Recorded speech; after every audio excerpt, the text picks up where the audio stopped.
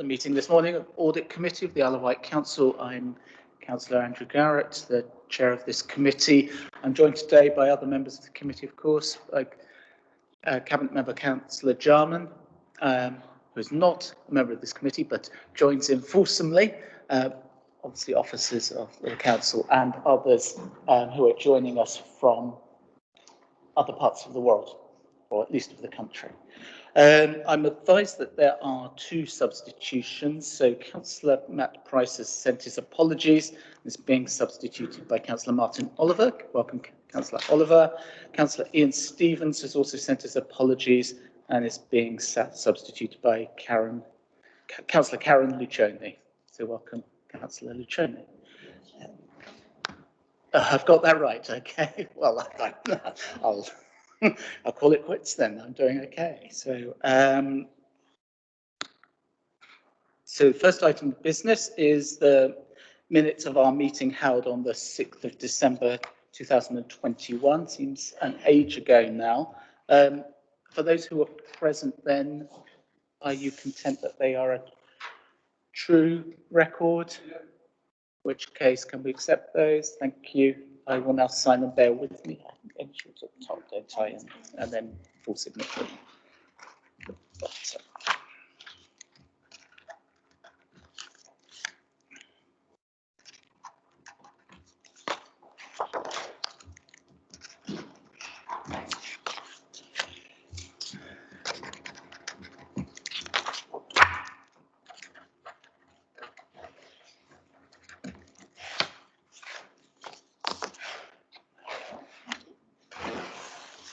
So, colleagues, first of all, any declarations of interest? Councillor Lilly. I'm the representative, or one of the representatives for Isle of Wight Council on the pension board, local pension board, and also particularly anything which relates to employees. My wife is an employee of the Isle of Wight Council. Thank you for that. Any other declarations? Councillor Oliver. I'm also on the Isle of Wight Pension Board. It's good to declare these things, though I don't think it's an essential one where it's in that case. Councillor Lucioni. Just in case, I work for the PA Notice Board for the council.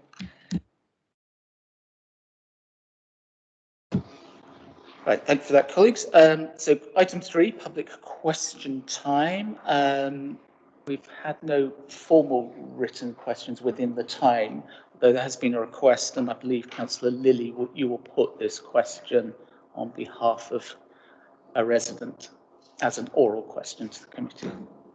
Yes.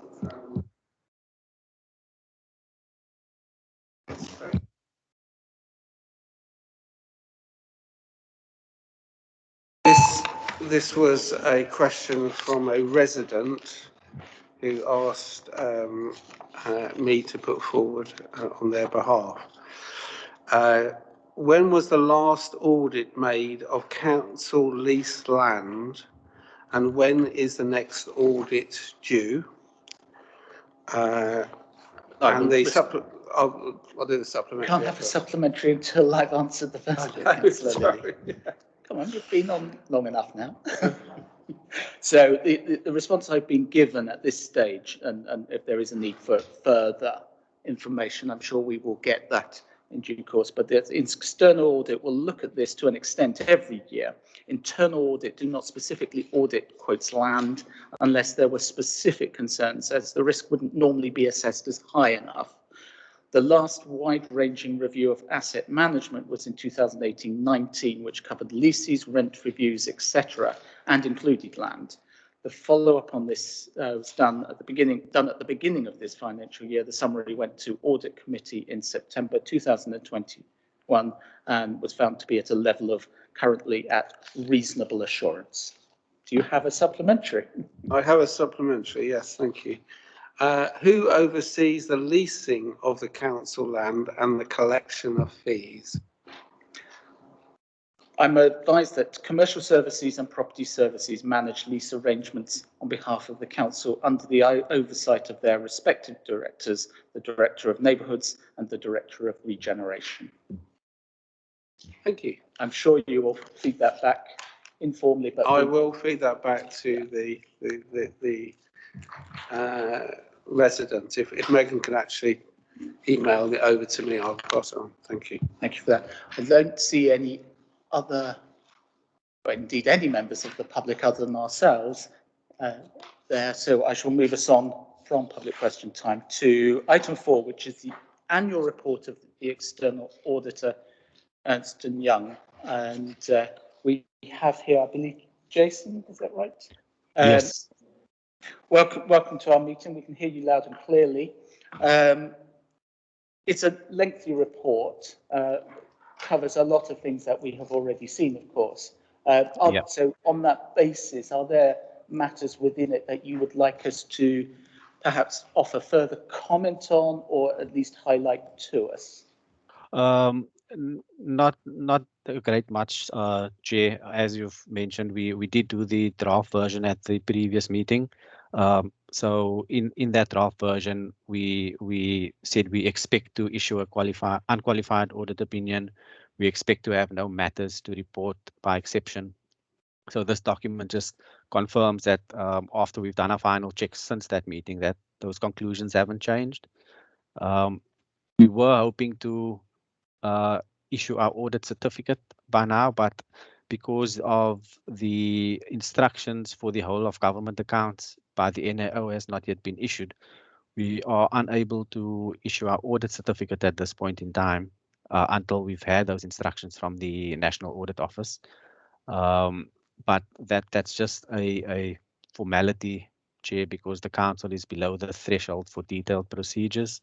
Once those instructions comes through, we'll just then complete a return to the NAO, and that will then draw the 2021 audit to a close, and we can issue our audit certificate. But there's nothing new in the report in front of you than what we discussed at the previous meeting. Thank you for that. Colleagues, do you have any, having in mind, of course, this has been seen previously, any questions on the material within the report? Councillor Bacon. It's probably failings of my memory. I'm looking at what is page 20 of the bundle, page 9 of the report, and the mention of discrepancies in reporting of car park spaces, which it appears that a mechanism has been arrived at, so assurance has been given. But I just wonder how significant were the discrepancies and what impact that might have if they're not properly picked up. Yeah, thank you, Chair. Yeah, so the discrepancies weren't significant. I think the discrepancies that we identified, when we audited the valuations of the parking spaces within our sampling, we identified differences between the annual parking report and what the valuer had valued in terms of the number of spaces. But when we inquired from the council, the council indicated that the actual annual parking report was inaccurate, and the fact that the valuer had physically verified the number of spaces, we went with the assurances on what the valuer provided, and our recommendation to the council was to, in the next review of the annual parking report, to just update the council's figures and the council's numbers in their report,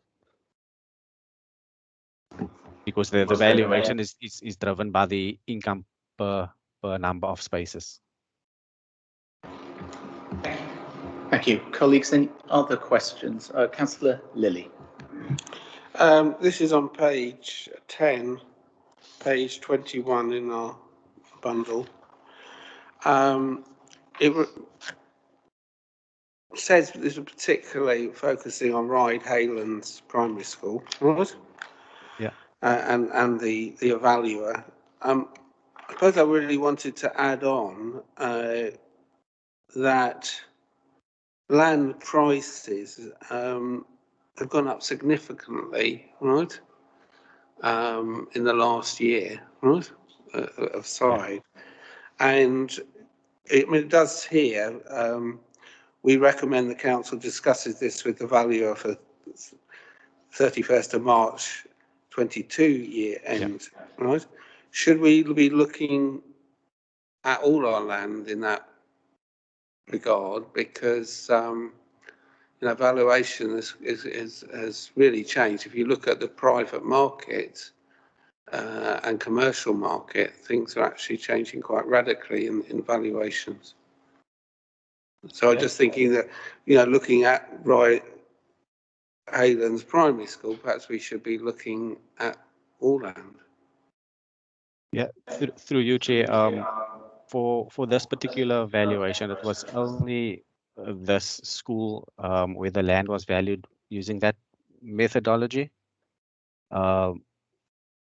So it wouldn't, but didn't apply to the other schools within our sample at least. We've not checked the full population as we work on a sample basis, but that was our recommendation for the following year for 2021-22. To have a look at that one specifically when the value, if that's in the next valuation cycle, because the council would work on a rolling cycle over a 5-year period. So that particular school might not be in the next batch of valuations. Is that okay? Can I put to you, Chair, isn't it something we could put on a future agenda to actually look at this issue of valuation and big market increases, right? We certainly have an item later on our agenda about our work plan. So if you would like to raise that there, Councillor Lilly, that would be great. Councillor Bacon again. So this is more of a comment and perhaps to inform this process and the committee going forward, well, potentially inform. Page 37, so page 26 of the report, which is the governance section.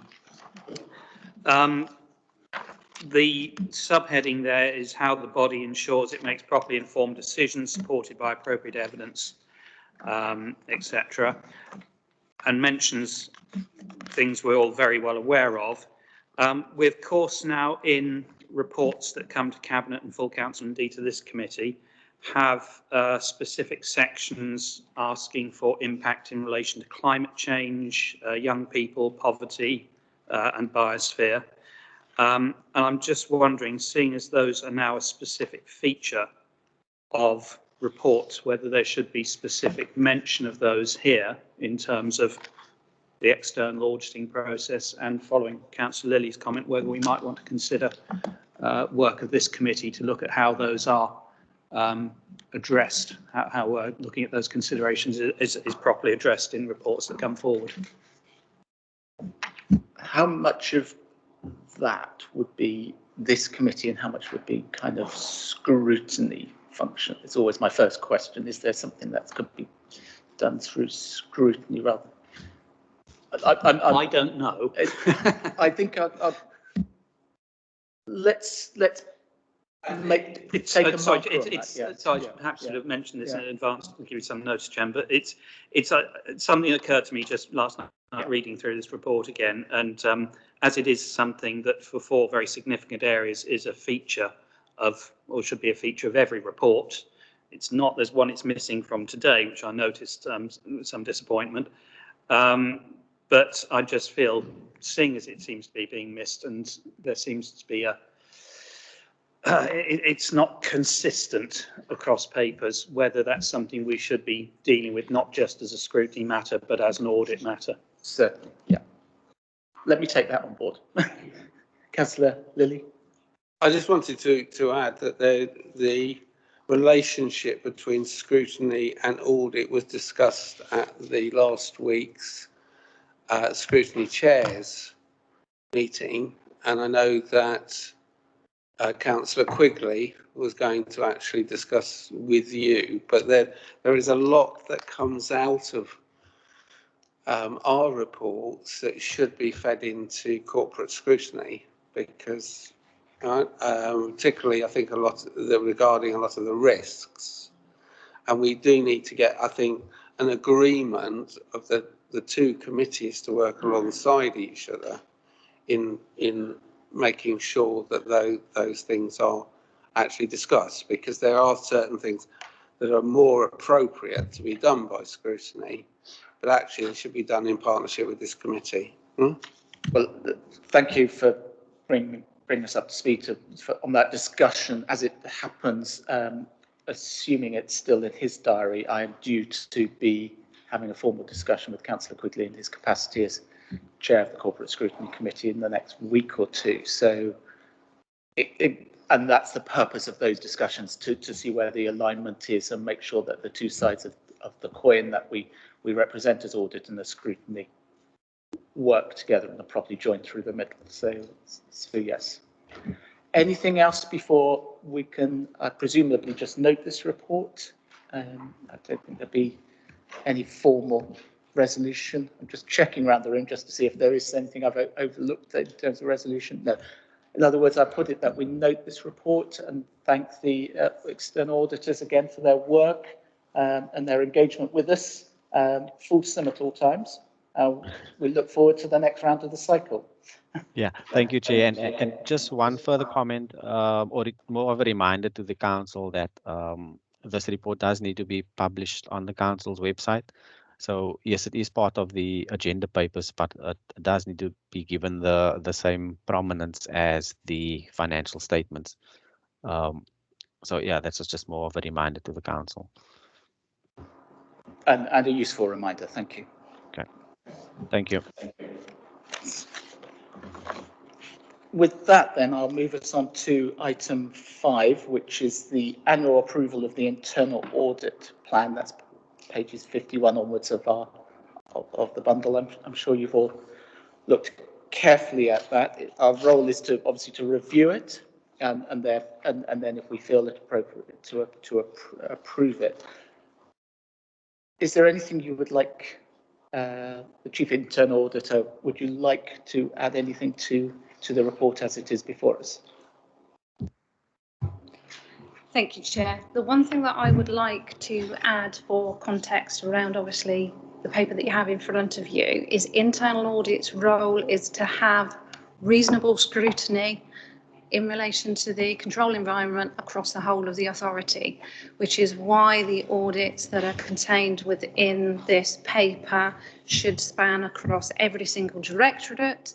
There are a number of areas where we have to perform the work irrespective of the risk rating, and they would be around the grants that we have included. If there is a requirement for Chief Executive and Chief Internal Auditor to sign them off, then there's elements of work that we need to perform.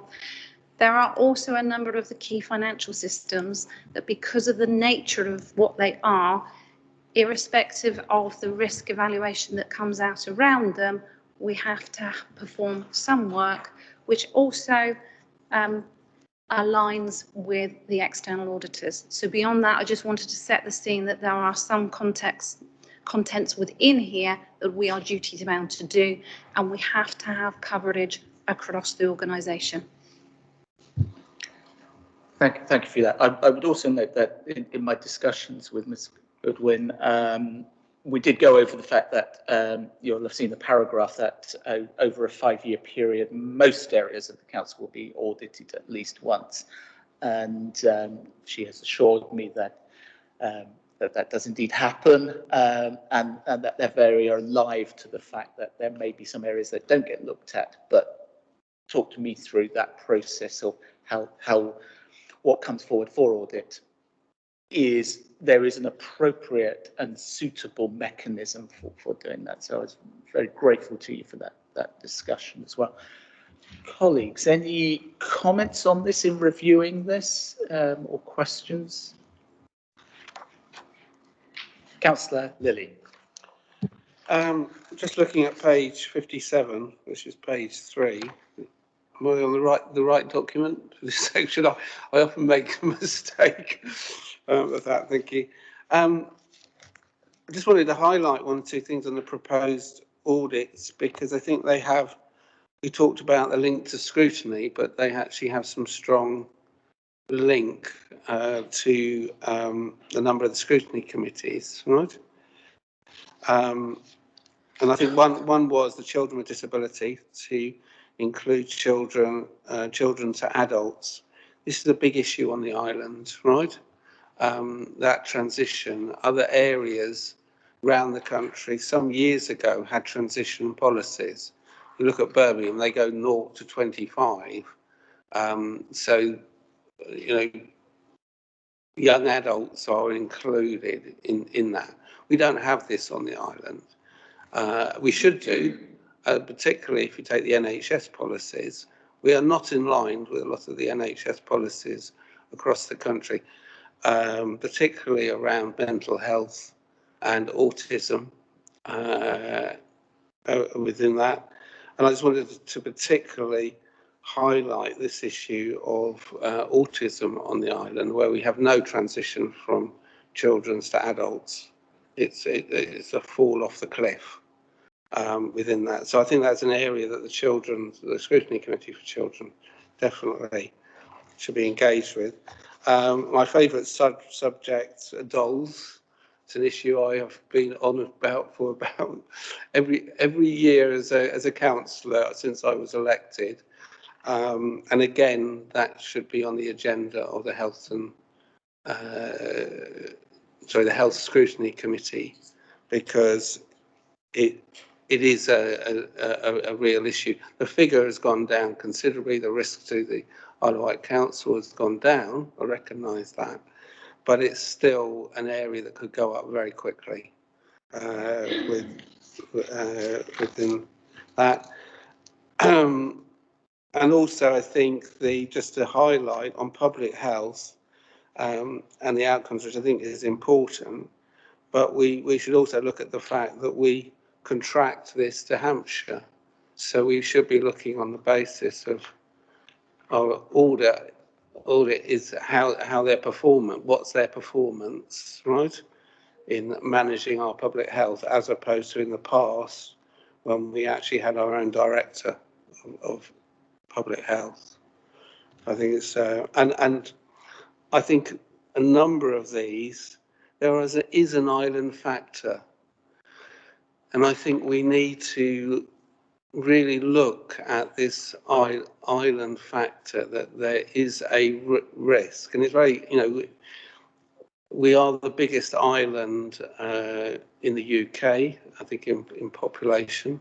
We're in the south compared to Scotland or where other islands are. The Scottish islands are built much stronger into the Scottish government and Parliament than, say, we are in England. And I think we need to look at our risks in comparison, and that our briefing just on risks before that, we brought up this issue of this island factor, that are, for instance, I take public health outcomes affected by the island factor. We know, for instance, through health scrutiny, the particular issue of dentistry, that actually on dentistry, which is one of the health outcomes linked into public health, we are disadvantaged. Actually getting dentists here, etc. The cost of that water to go to dentists, if you can't get a dentist here on the national health. So I just would want to highlight to our internal auditors that we do need to, one, work with those linked to those scrutiny committees, and also take on the factor of this island risk or factor within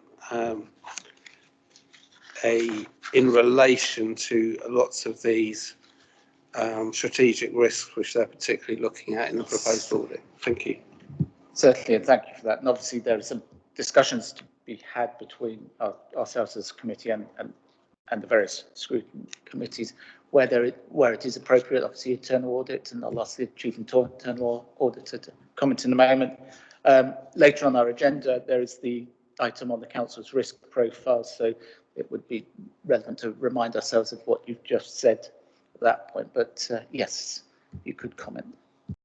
I was going to say, within the boundaries of what internal audit are here to do, and that is give an opinion on the effectiveness of the control environment. So within that, obviously, we will have a look at the risk management.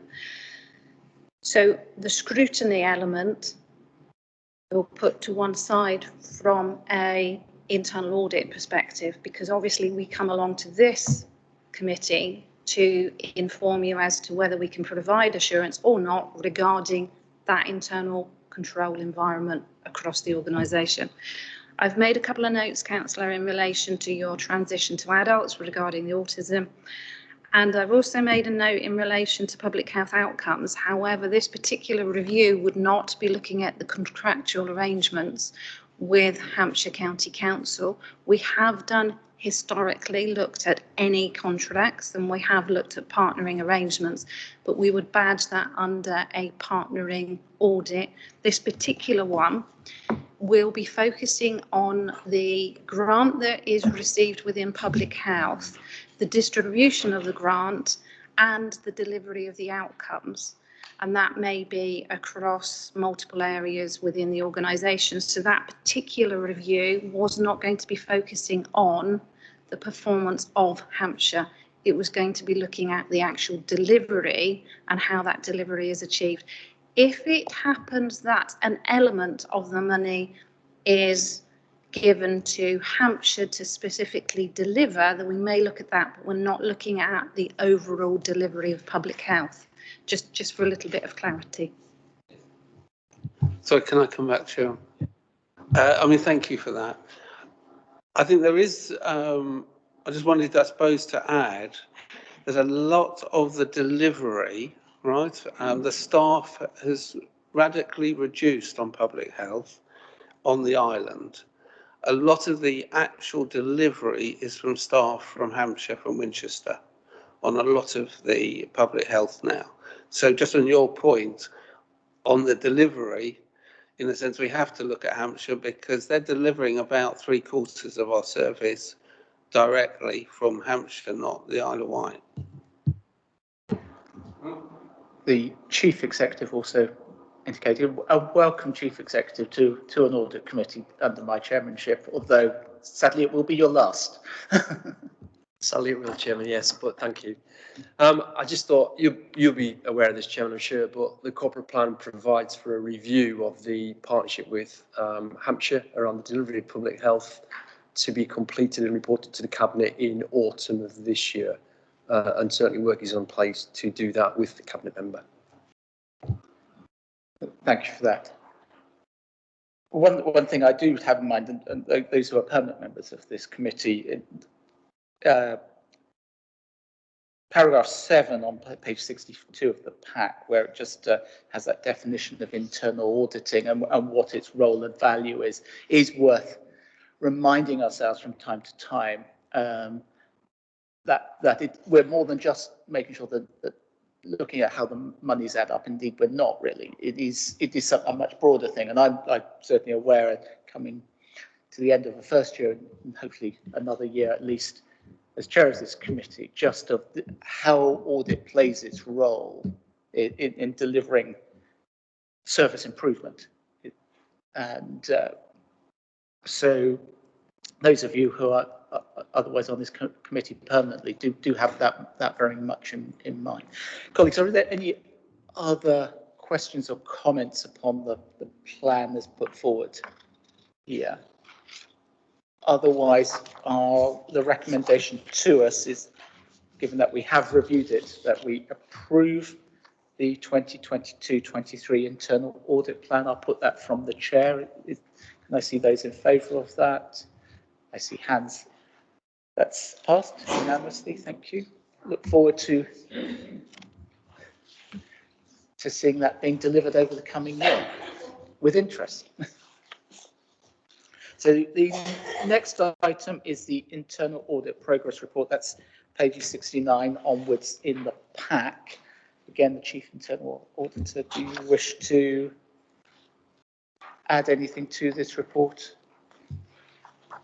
In effect, Chair, no, because this is a regular report that comes along to you and obviously is narrating any audits that have been completed and any key issues that are arising. We obviously need to tell you, we need to cover sufficient work to be able to give the annual audit opinion, which will be at the next meeting come July. Beyond that, it's really for us to answer any specific questions you may have regarding its content, but we're on plan to have sufficient coverage. Thank you. There are quite a few subject headings within this, of course, kicking off with early years and going onwards from page 79. What I thought I might try to do is therefore take us to page 79 and work through each heading, seeing if a colleague wants to raise anything at that point, rather than the sort of dot backwards and forwards around this. So if you are on page 79 of the pack, you should see audits in period at the top of the page, and then early years. So anybody who wishes to raise anything on early years, or the fleet and hire cars, I'm going to go at some pace, so be ready. Risk management, bearing in mind we do have also a discussion later on the agenda about the risk profile. Then there's the... No, just to say I'll raise when we on the risk, because I've got some issues to raise on the risk. That's great. Right. Then there's the annual governance statement where I will highlight the fact that we've seen this overall assurance level be reduced from the 2021 rating, and it's explained that that's primarily due to the large number of policies and other strategic documentation being out of date and overdue review. Can I invite some comment on that? How have we arrived in this position? That might be with you, Chief Executive, and certainly are the actions now being pursued energetically to put this situation right over time. But it does concern me that how is it that policies and other strategic documentation can become out of date in this way? Is there anybody willing to comment on that at the moment? Chair, whilst we have included within our audit report an assessment on the annual governance statement, this piece of work really is to do a sense check on what the organisation is saying is its key governance issues. The fact that it has already been highlighted and flagged that there are some gaps, and there would naturally be some gaps. There are good arrangements in place to address the policy issues moving forward. It's not uncommon for things to get out of date, but there are some good sound arrangements in place to actually plug any significant issues. Chief Executive, would you wish to comment? It just does concern me that it has been sufficient. There are sufficient deficiencies, for want of a better word, that it has changed the level of assurance because of that. Thank you, Chairman. I think I would also add that the assurance is around the governance statement, and the governance statement identifies where we have work to do. So we have assurance that we know where we're deficient and we know where we need to improve things. However, because we have been through 2 years of a pandemic, we have been actively, very proactively actually identifying those key strategies and policies which need to be kept up to date because legislation has changed, as opposed to those which are internal governance policies which we just need to review within a set timescale. So I think we've got a good balance between what we need to do and why we need to do it. But ultimately, I think the governance statement, which is the bit that Mrs. Goodwin is referring to, shows that we've got good clarity about what we need to do and when we need to do it, and that we've dealt with all of the kind of urgent things to do things properly. But we have as I say, for the last 2 years, focused very much on a prioritisation of activity to make sure that we're able to do everything that's been asked of us over that period. Thank you. There'll be a follow-up at some point on this, and presumably we could see a return to the higher level of assurance. Yeah. Councillor Lilly. Is it possible that this committee could actually have a list of the policies, regulations, etc., that are out of date?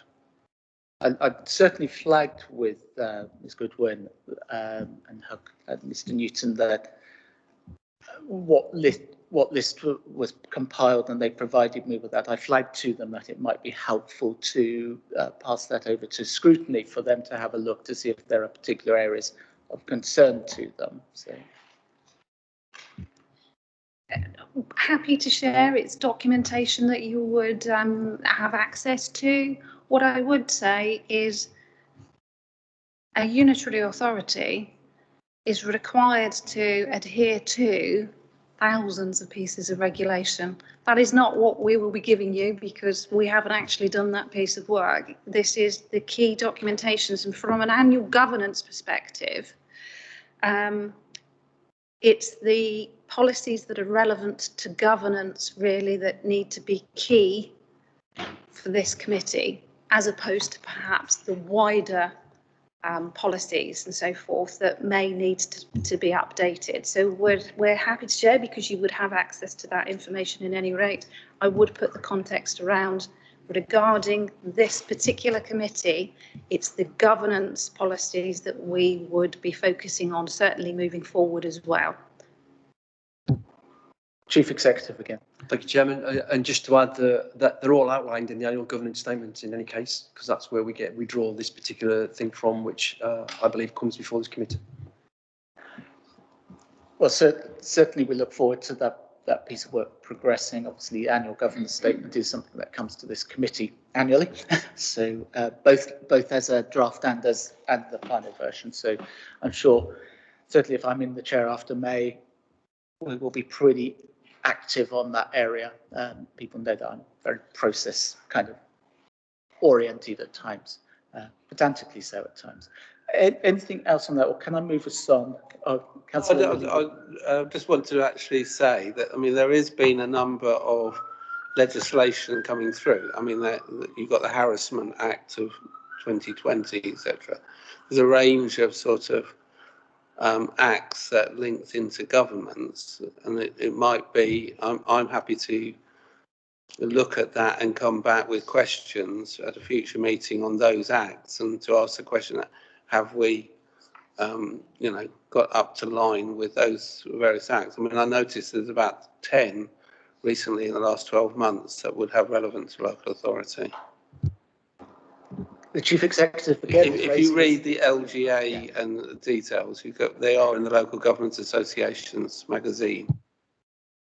Let me bring in the Chief Executive one more time. Chairman, I think, and to help, if I may, I mean, I think the purpose of this, the annual governance statement is the council complying with all the pieces of legislation and its policies that relate to its wider governance.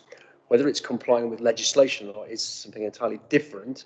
So those sorts of things would sit with our HR department, or might sit with the appropriate cabinet members. This particular annual governance statement is about, are we governing the authority appropriately in line with what we've been asked to do and in line with the standards that we've set ourselves. So, Councillor Lilly's absolutely right. There are hundreds of pieces of legislation that change every year, and we have to keep up with that. But that's largely the responsibility of the directors to make sure they're delivering services in accordance with the law.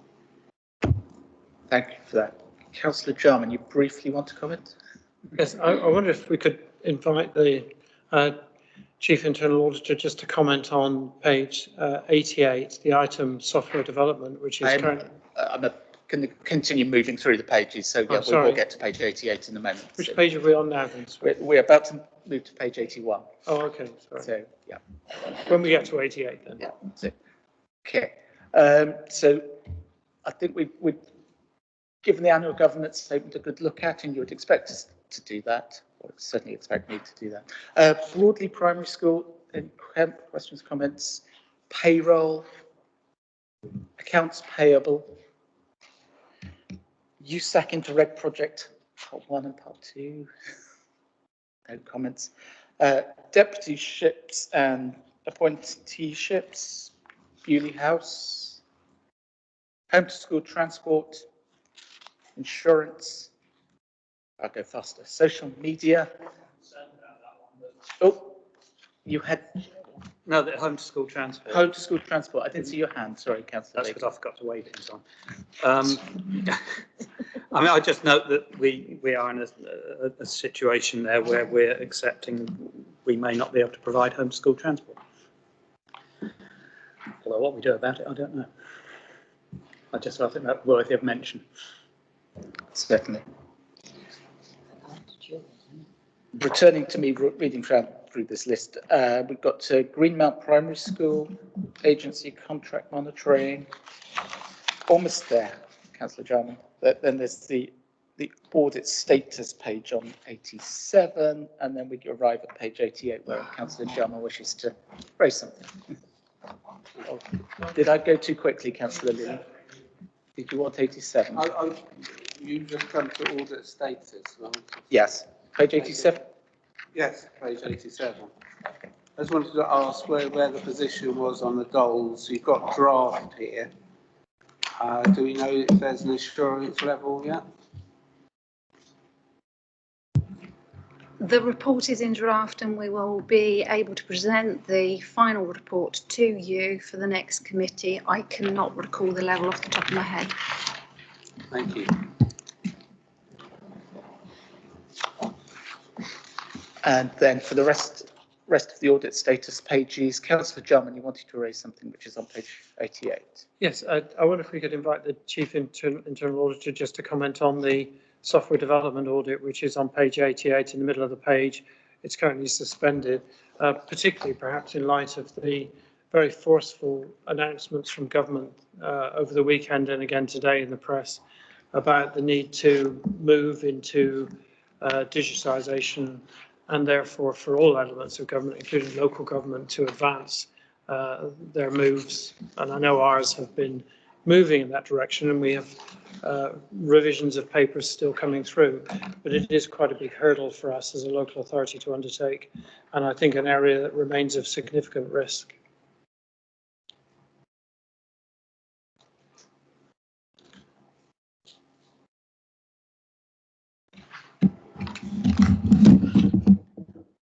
Sorry, didn't appear to want to work for me.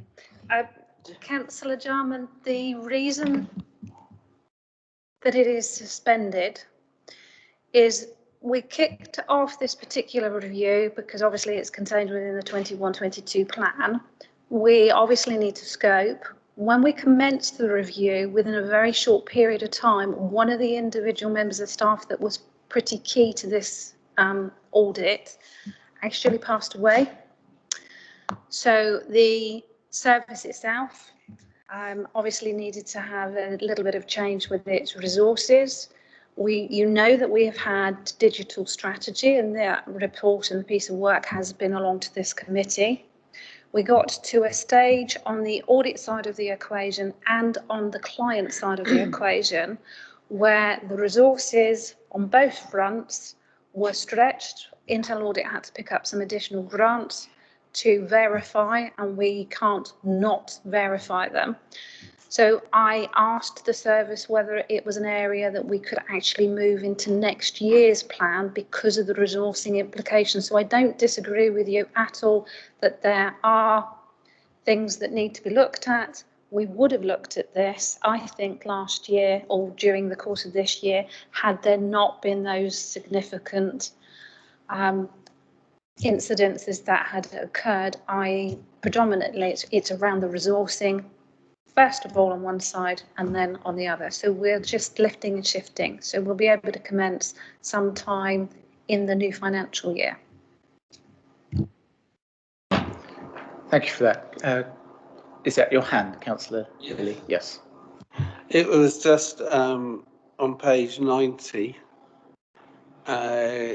again on the status, leisure centres. It says field work, but there's no assurance level delayed from. Can you update where we are with leisure centres?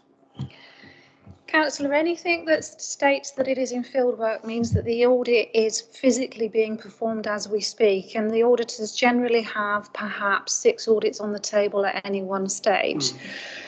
That item, the reason that we are performing some work is when we performed the original piece of work, which would have been in the previous financial year. In actual fact, I think this is 2 financial years because leisure centres ceased activities for a significant period. Anything that was raised as exceptions, we need to follow up. So there aren't significant concerns. We would have delayed because the leisure centres were closed, and so physically being able to do some of the work was not going to be possible. We will be able to give you the assurance level as to whether it has improved from the previous assurance level at the next meeting. Thank you. And is it possible regarding public health funerals, right?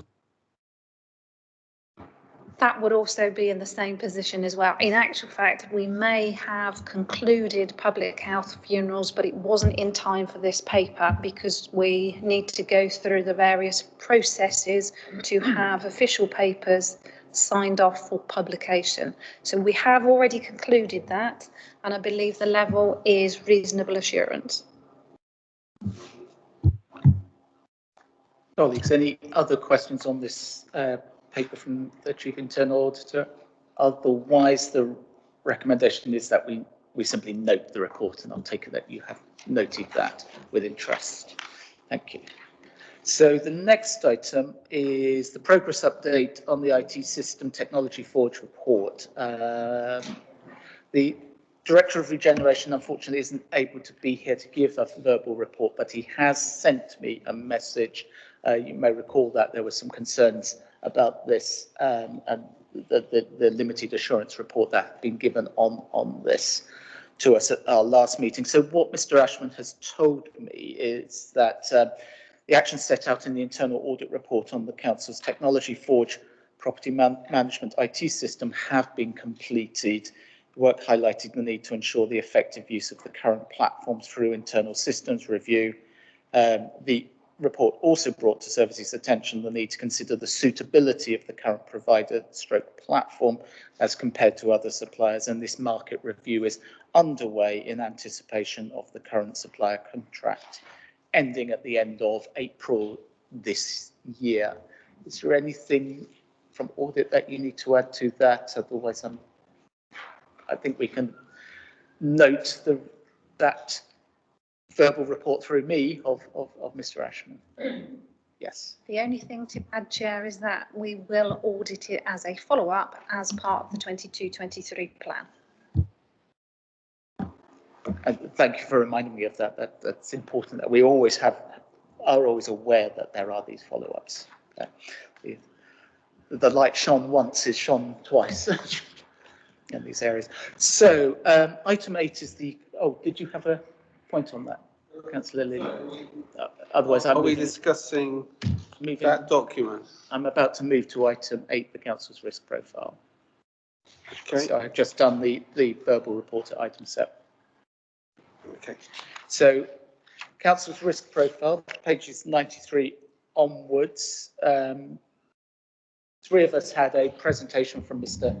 Martin this morning, which was very helpful in terms of explaining matters behind risk management in the authority. Those who haven't had a chance to avail themselves of that, I would recommend getting in touch with Mr. Martin. I'm sure he will give you the same presentation. It is very helpful.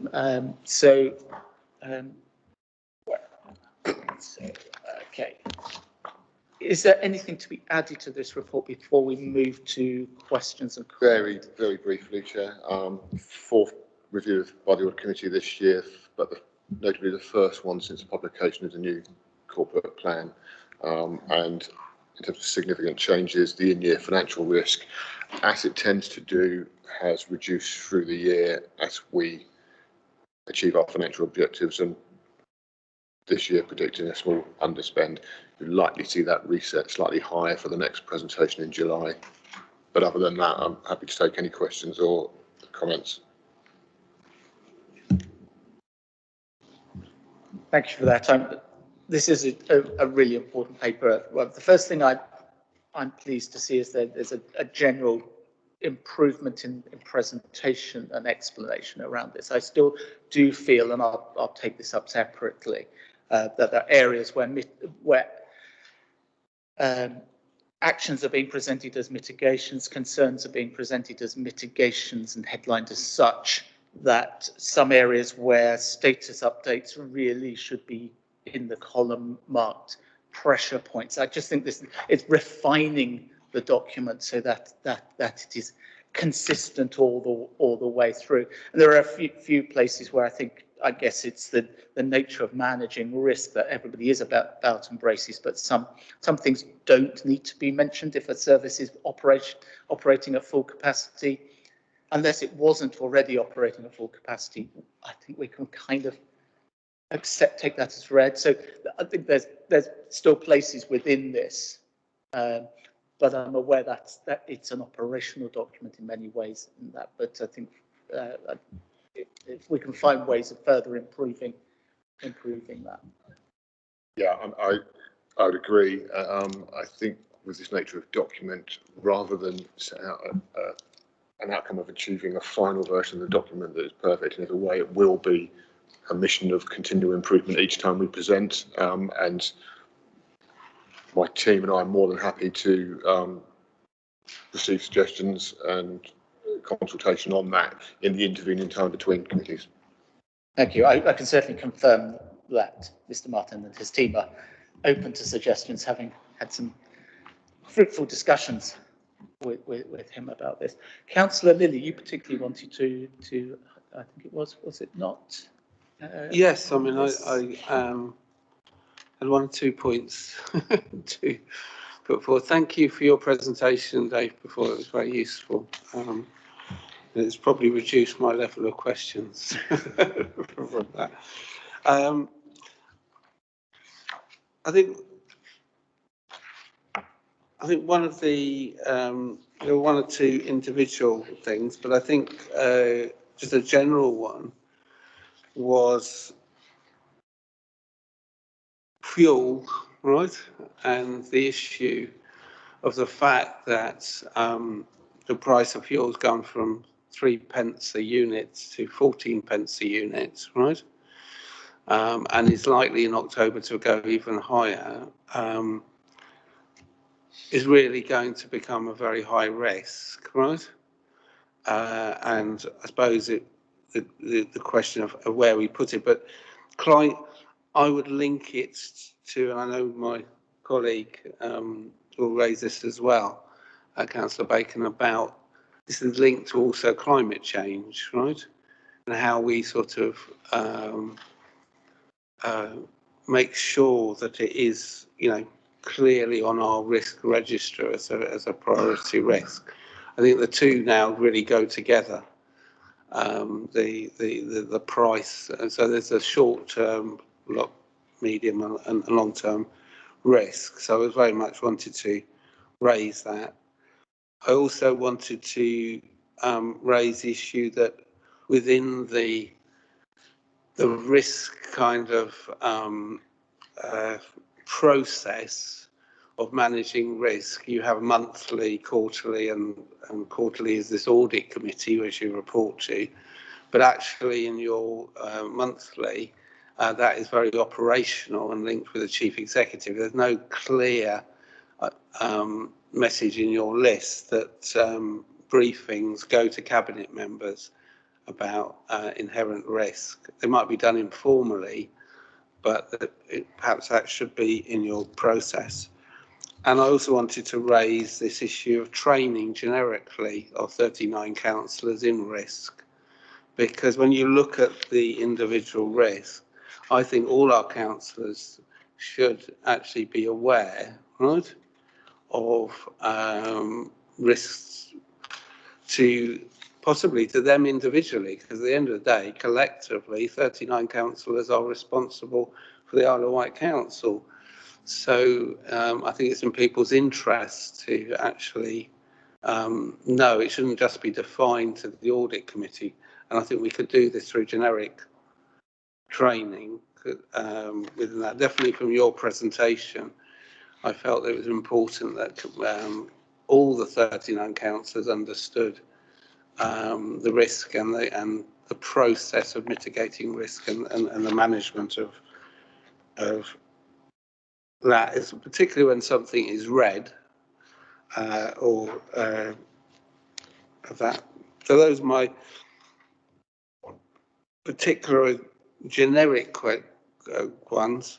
I did want to on Pacifics ask a question about recruitment, because if you look at a number of the risks, if you take the mental health action plan to do with mental health social workers, the big issue of that was recruitment, right? And actually getting staff, and a huge reliance on agency. So I would like to know where we are with recruitment, and how has our agency bill gone up, right? Of that, because obviously we have a statutory responsibility to make sure those posts are covered. I'll just use that mental health as that, but I know that is covered, that the issue of recruitment goes right across departments, and some departments like the planning department have quite high risk on recruitment issues and using agency.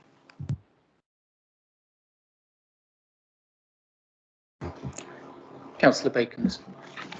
Thank you. Sorry for interjecting, Chair, but two of the points Councillor Lilly raised are the same as the points I was going to raise. So if I could just add my little piece, then Mr. Martin could comment.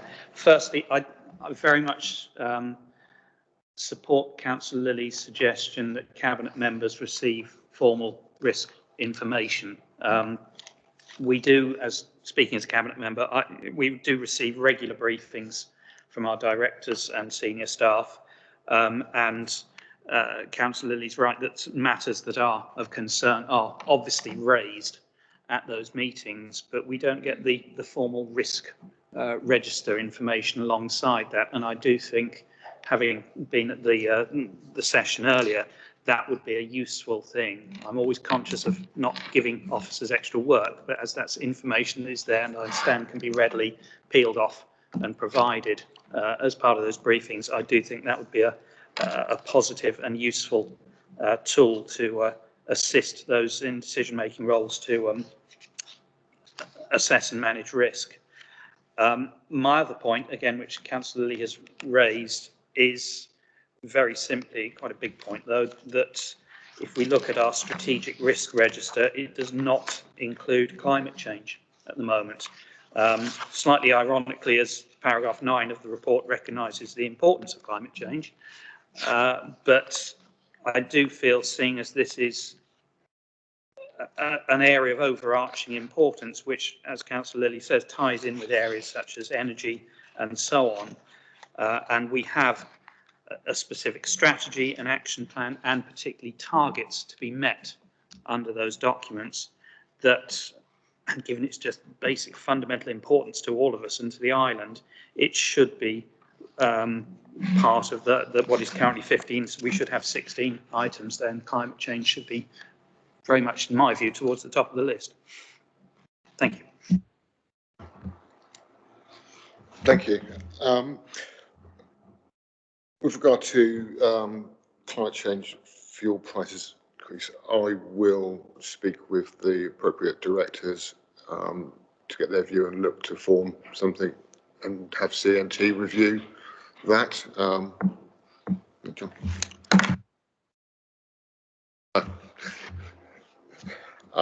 With regard to the risk process around monthly updates, I mean, it's true that you will have informal updates with the director. I will have a conversation with the assistant chief exec around the risk framework and whether we want to amend it to make that a formal briefing.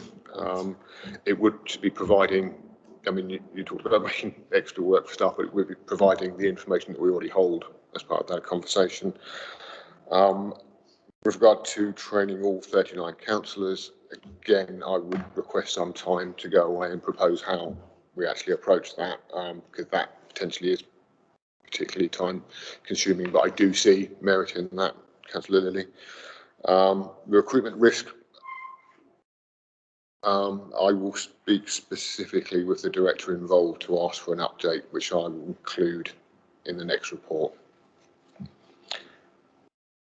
I think that's covered all the questions. Thank you for that. Just on the councillor training side of things, there is a councillor development group currently working on these matters. So one of the things I can do is to try to feed that through that way as well. Mr. Metcalfe, I think you wanted to. Did you wish to add something? Thank you, Chairman. If I may, I think it's always very difficult when we're trying to look at these risks, because I guess it depends which side of the telescope you're looking at them from. So the risks that you have currently presented to you are the risks that are felt to be perhaps those that are most significant in preventing the authority meeting its statutory obligations and achieving what it has set out to achieve in its corporate plan. So I think you've got to be careful about going too wide in terms of the risks, because I think some things will come within the risks as currently outlined. So, for example, the energy risk would certainly be a financial risk that would impact on the council being able to work within its overall budget, because I think it's beyond energy as in just fuel, because it'll have an impact on all of our contracts and all of our contractors. So it's not just specific to us, it's specific to the people that we work with. I think Councillor Braken's point about climate change I thoroughly understand, and I think that for me is something that, and again, it won't be for me, but I think it's something I'd encourage you to pick up under the risk about achieving the vision for the island, because I think we can be a bit more detailed in how we specify that, Councillor Bacon. So that would be very much about climate change, biosphere, because that's right at the heart of the vision that you have for the island, and it might be that we want to expand that risk so that it's still about achieving the vision, but we can bring in how do we manage climate change, but also how do we manage other things within that that would have a contribution towards that vision. So as I say, I think all the risks are always there for review and discussion with cabinet members, but I think from my perspective, it's the things that are going to stop us getting in the way of delivering what we've said we're going to deliver, either because we have to do it by law, or we have to do it by government guidelines, or we have to do it for health and safety reasons, or because we've said we're going to do it. I hope that helps, Chair. Thank you. It does, and it gives I think there are two perspectives. Elected members will have a different perspective on these things, in the way in which we see those risks from those who are delivering through the operational sides of things. I think on the climate change matter, though, there is a discussion to be had with that.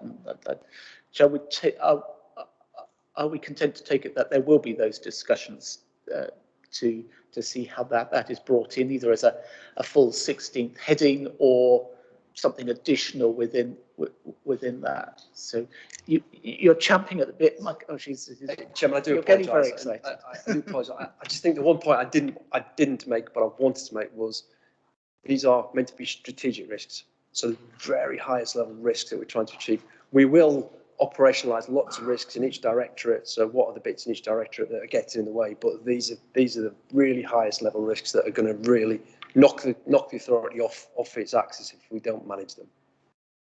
Councillor Bacon. I think climate change, seeing as it risks our entire planet, might just fall within that category. I'm not trying to be flippant, but I do very much feel that it should be, given its importance to so many things on that list, in a prominent position. Thank you.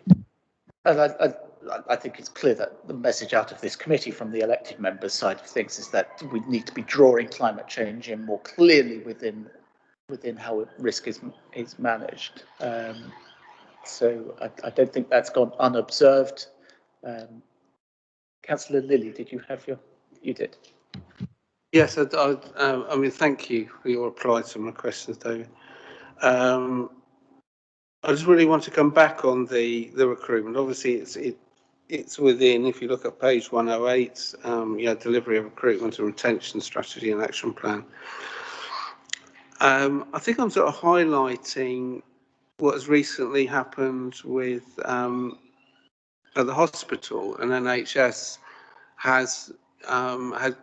is losing skilled staff, particularly that come from a Muslim background, because they can't actually get the needs, particularly this around halal food, for their families to settle here.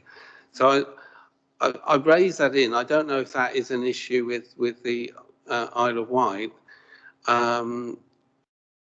council with the skills that we need, but it does raise to me the, looking at reasons why we can't retain or recruit, particularly if we have to go wider to wider diverse communities to get that skills, which obviously in the NHS that they do. But some of our skills, social workers, I mean, traditionally, at one time, a lot of our social workers came from Zimbabwe across the country. Within that, because of those countries like Zimbabwe had the same qualifications that we had in this country. So I'm just sort of raising that. Are we looking? When we look at the recruitment and retention, at those wider issues of how other employers like the NHS are having great difficulty because we are an island, and it comes back to that island factor. Do we need to be doing something as an island in partnership with other employers to make sure that this is an attractive place to come for those skills that we actually need?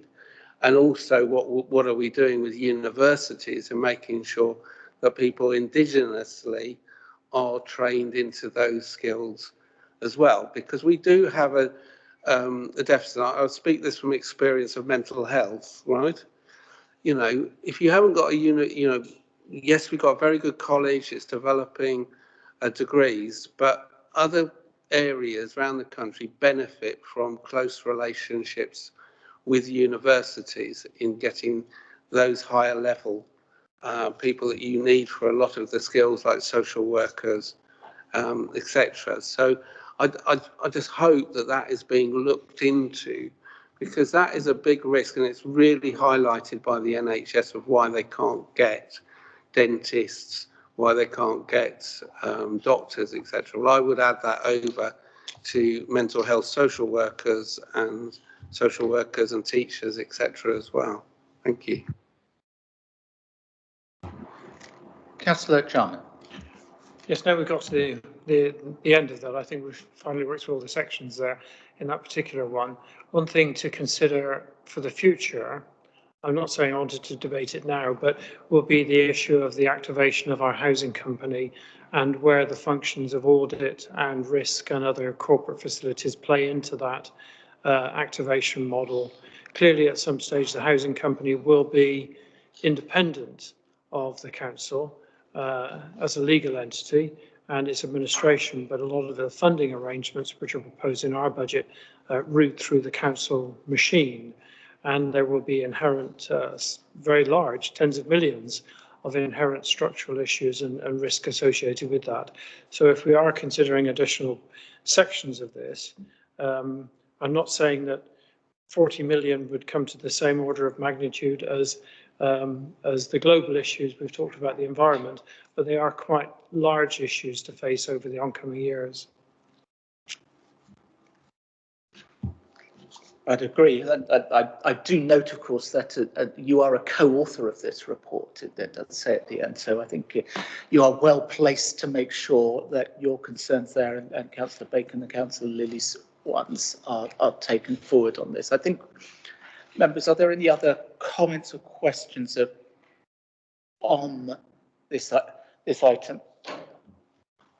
If not, I would just raise one where I had this slight query and I've lost the place. There was a discussion of school attendance, the risk side of school attendance under the failure to provide a good education. And the discussion is around the mitigation being schools are open, but it didn't seem to me that the mitigation was strong enough to actually say making sure pupils, students are going to school. There's a data item about attendance levels, but I felt that there was a need for a stronger sense of a mitigation on how we as an authority are working with, where we can or whatever, to enable schools to ensure that students and pupils are are coming to school. After all, we have seen only this week at the national level, I think the figure was something like 2 million pupil students by some measure have not been attending school in the last period, and that obviously there has been a COVID impact in that. Councillor Luciani. We did touch on that in the Children's Committee recently, so I don't know why it's fed not through this, but we bucked the trend nationally, so children were going to school. Yeah, the figures are a little better for us than the national average, but again, I would think that there needs something to be in the mitigations to say how are we assisting with that other than just schools are open. It needs to be a little bit more descriptive there. But otherwise, colleagues, we've had a good discussion on that, and I'm very grateful to Mr. Martin for the engagement I've had with him over the last few months on this matter.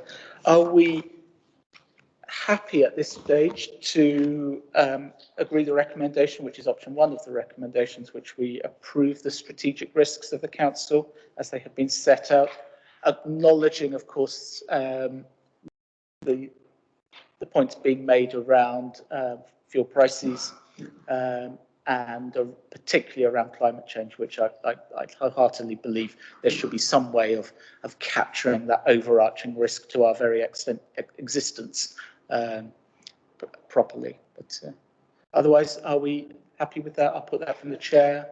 Yeah, thank you very much. Thank you, Ms. Martin. Thank you, Mr. Metcalfe.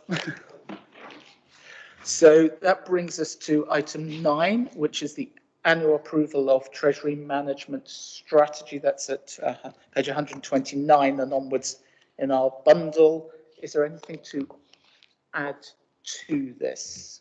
Scott? No, there's nothing major to add to it. I could elucidate a bit more on numbers if you really want me to, but that's completely up to you. If elucidation is needed, I'm sure it will come through questions. In terms of what we had before, has there been change? There has been some change. The levels of the limits for the amounts that we can have invested within other counterparties, such as money market funds and other local authorities, they have not changed. So that's the same as last year, and the actual percentage has reduced as our reserves have increased. So the level of risk on that has declined. The main area we have had changes in is our level of borrowings and our Treasury investments. We've actually undergone a significant repayment of our short-term debt, that's a reduction of 50 million since January 21 to January 22. And there has been consequently a reduction in the Treasury investments because we've obviously had to fund the repayment of the debt, but we still have a sufficient amount of cash sitting in the instant access accounts for us. There's nothing. So there's some information on there relating to the economic events. Unfortunately, the template which was provided to us by Ireland Close was written in November. So of course it was quite out of date because an awful lot happened between November and the end of January.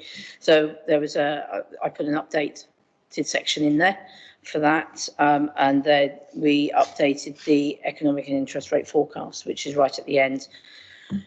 So it's a case. This is just a set of limits for us to operate within for the Treasury team, and I haven't really got anything else to add to that one. Thank you for that. Councillor Jarman, you're a co-author of this report, so is there anything you wanted to highlight within it? No, I think it's full of excellent numbers. It reads quite well, and it's very good news. If you only want to have one number, go to the bottom of page 161. Which is about our borrowing level, I believe. Yes, our net debt reduction. So it was a nice thing to read. Brackets meaning a negative, of course. Yes. Colleagues, any questions on this? Councillor Lilly.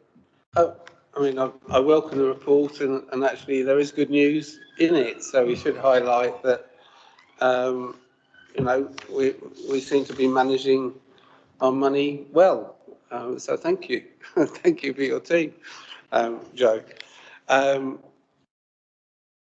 My overall, I suppose, question is you might not be able to answer it. With the situation in Ukraine, with the situation that's happening in Russia, obviously that affects markets and that affects share prices and all that. And I suppose it's how, you know, we have pension funds, we have money on a range of markets, don't we? I mean, it might be a small authority, but quite a big business in business terms. And I suppose it's the sort of risk of how we think about that and everything, because interest rates are going up fast. They could go up much more with the fallout of what's happening in Ukraine with it and escalation within that. And I just wondered how do we take on that dialogue? How do we, you know, look at that and how do we react? Really, it's got a complete unknown. I'm completely baffled by it. But I feel that we cannot ignore it, because in 6 months' time we might be sitting here at a meeting and we're suddenly thinking of interest rates like 24%. You know, that could happen.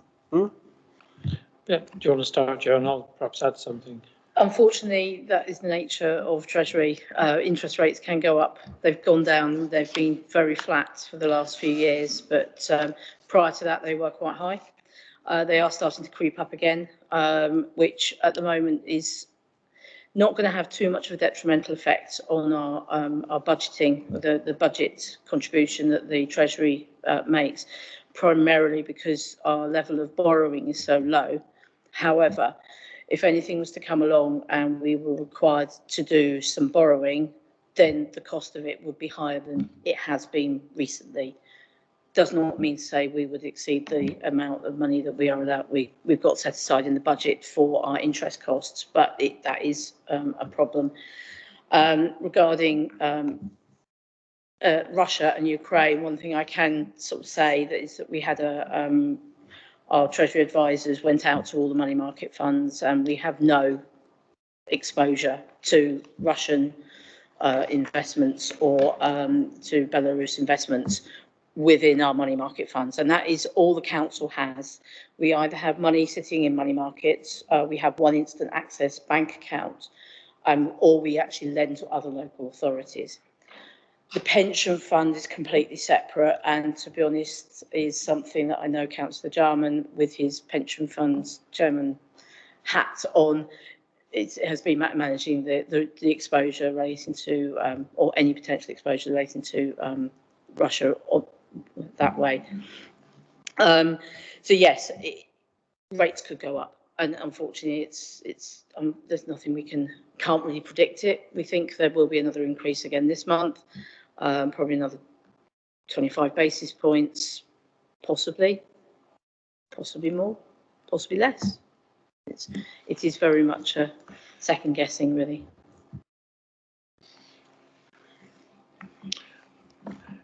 It's an enormous potential problem on just about every front. It's not just the impact that it has on global markets, it's the perception that the global markets have in their view of risk worldwide.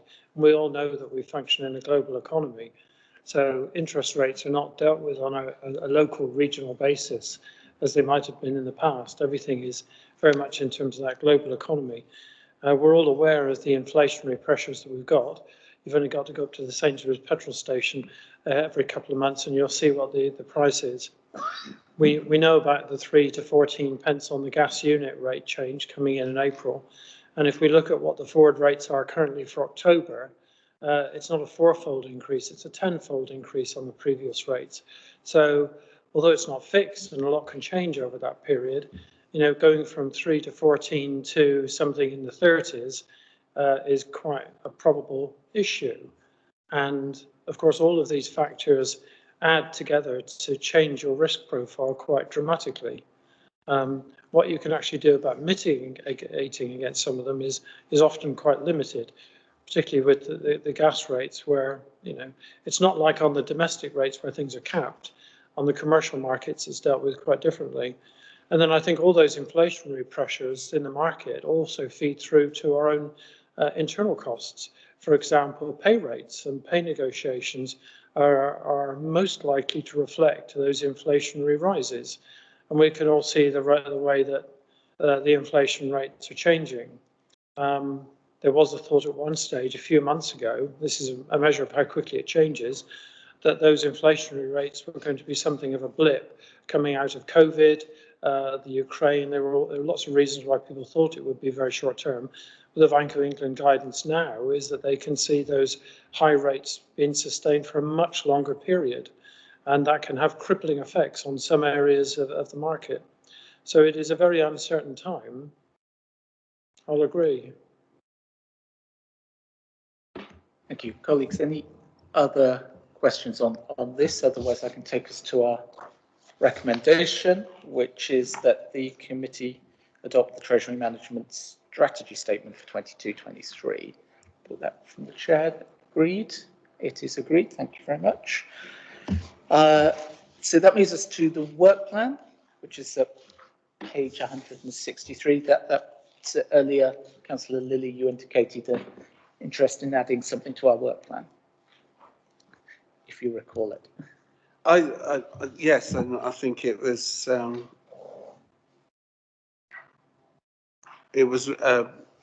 particularly around risk, and we did particularly about the fuel, right?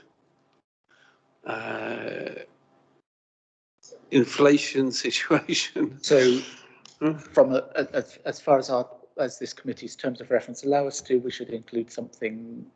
Our next meeting would be then 25th of July. We attempt to look at something. And in addition, I suppose looking at things which are at risk of increasing, and I think the valuations and land and leases was another area. I think I think we need, as an audit committee, need to be looking at things which in reality are going up in whether it's value or the cost, like gas, etc. Within that, I mean, we on the list in one of the reports about leisure centres, well, the actual cost of actually heating a swimming pool is going to be phenomenal, because that takes a huge amount of gas, you know. So, you know, perhaps we need to be, you know, re-evaluating whether we can actually afford to run some of these things in future. So I'll take that on board and see how we can work that into our work plan within our terms of reference. It sounds like some aspects of that would be better placed within scrutiny functions, but certainly there is relevance here. And obviously, as I indicated, Councillor Quigley and I are due a conversation about how we make this, the two sides of this audit scrutiny coin work as effectively as possible. Anything else on the work plan, colleagues?